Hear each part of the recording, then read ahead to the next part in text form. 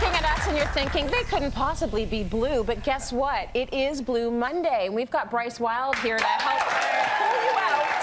Hopefully to put a smile on your face. Put a smile on your face. Speaking of blue, gorgeous top. I love that. It's my favorite. Totally royal. not planned. I had my nails for the first segment. I have the blue for the I was going to wear Monday. blue, but then I felt like the grays are a little bit more of that gloomy undertone, right? So I sort of to match the vibe. But we're all about getting that mood up. Getting it up. But first I want to find out, like, why did we start coining this Blue Monday? What's that about? Yeah, so the third Monday of every January, every year, for the last about 10 or so years, has been deemed Blue Monday. Why? It's actually not truly scientifically perpetuated. It's something that these group of agents, essentially, in Britain, travel agents, coined based on a commissioned vetted study by a psychologist who went and did a study and said, look, when are people feeling the most blue and most likely and motivated to go traveling? So that's what this is all about. It's a marketing It's a bit of a marketing play. However, but if you think about it, now. Right. And a lot of folks are looking into travel right at this time of year, so it does really make sense. And it's based on three premises. Debt. I mean, we're in a lot of debt right after the Christmas break and holidays, right? So run away. Why not, charge more debt? Exactly. Go on vacation. Exactly. Yeah, nothing like avoidance, right?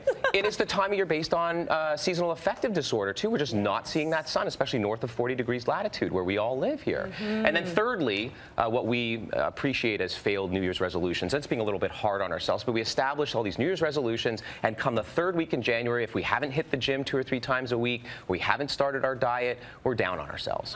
For those three primary reasons. Give yourself some time, people. Be patient with yourself. Yeah, Absolutely. come on. It's only been 3 weeks. Goal setting is all about being realistic. And part of what we'll talk about is actually establishing an effective goal setting regime.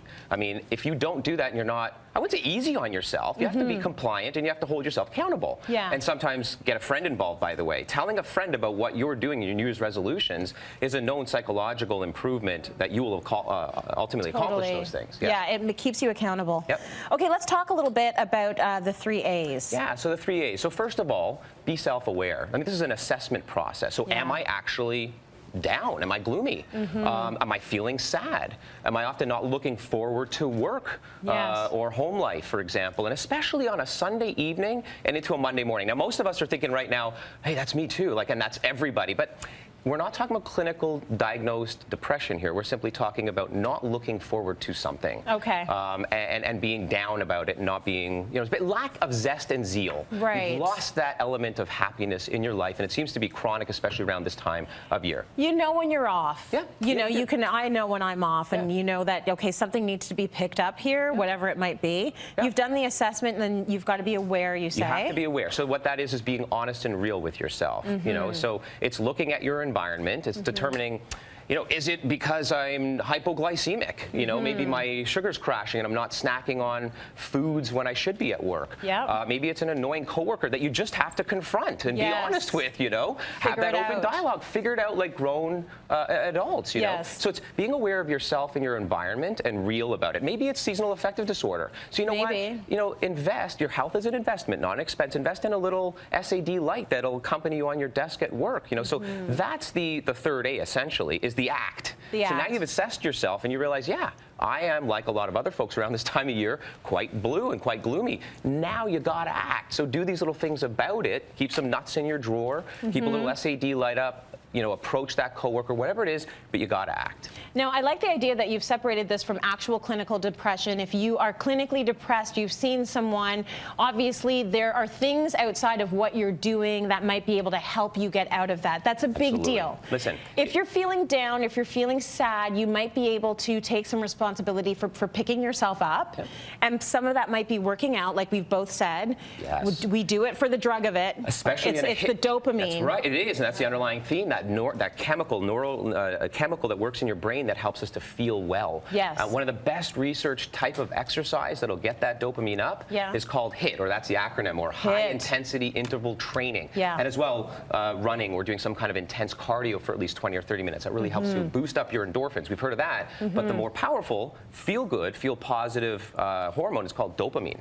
And so that's what HIIT will do for you. And back to what you were saying, it's real important. So if you're feeling really low and sad, and this is beyond just moody and gloomy and blue, for more than 3 weeks, absolutely speak to your healthcare practitioner. Yeah. You got to maybe even consult. One of my favorite forms of psychology is called cognitive behavioral therapy, or CBT. We can all do well with seeking out CBT therapy, because it's really more proactive and real learned, grounded, day-to-day routines that you can do and improve your own self and person. Yeah. That speaks very well to the Capricorn in me, because I want to know that I have some control over this. Like, what can I do? Okay, now food is a huge part of it. You need to be eating the right things. If you're plowing through a bottle of wine every night, that might be why you're depressed. Because you're not getting a good sleep, and then you're not, and then, you know, things are off. So what do you need to eat and fill your body with? You called it out already. This is the underlying theme here is dopamine, the feel-good hormone in our brain. Good news is you can actually boost it with food. Good. All of these foods, these are my top 10 most rich in tyrosine. Tyrosine is an amino acid. But in the body, it converts directly to dopamine. Now, we've heard of dopamine maybe before as it relates to conditions like Parkinson's disease, right? Lack of dopamine production. This is a little different than that's related to mood. But eggs, salmon, turkey, cottage cheese, shrimp. Big one for dopamine boosting, okay? Greens, we've heard of this, but in particular spinach and mustard greens and parsley. This will give you better breath, by the way. Oh, nice. Edamames, that's incredible. Sea vegetables. This is in a powder form you can find over the counter at your local health food store, but the chlorella and the rich sea vegetable essentially has a very high amount of tyrosine, which converts into dopamine. How do you use that? Where do you put that? This is going to go right in your shake, or maybe even sprinkle it on your salad, or if you can down it in some water. I can't stand the taste of it like freshly cut grass, but throw it in your shake and mask it with some juice or something. But it really is rich in dopamine. The tyrosine converting into dopamine. Pumpkin seeds, as it relates to the nuts and seed family. And this is a big reveal. Is it a chocolate bar? Easiest. It's not a chocolate bar. I'm always bringing chocolate on the show, but I'll tell you, it is actually so rich in dopamine. It's actually got more than just tyramine. It's got levodopa that is contraindicated in people that have Parkinson's when they're taking levodopa. And this is how easy it is. So what does that mean in plain language? If you take this, you're getting a really big dose of the good stuff. Feel-good hormone, easy to throw into your diet, and it's simply fava beans. Really? The highest amount of dopamine, like 10 times higher than any other food here. Absolutely. Okay, fava beans it is. And the other thing, by the way, just before we go to break, what you want to do is compliment people. This is the best way to increase your own dopamine naturally other than food. And if you can't quite compliment them, then maybe at least make them laugh. A little gag that works never helps. Laughter's the best medicine.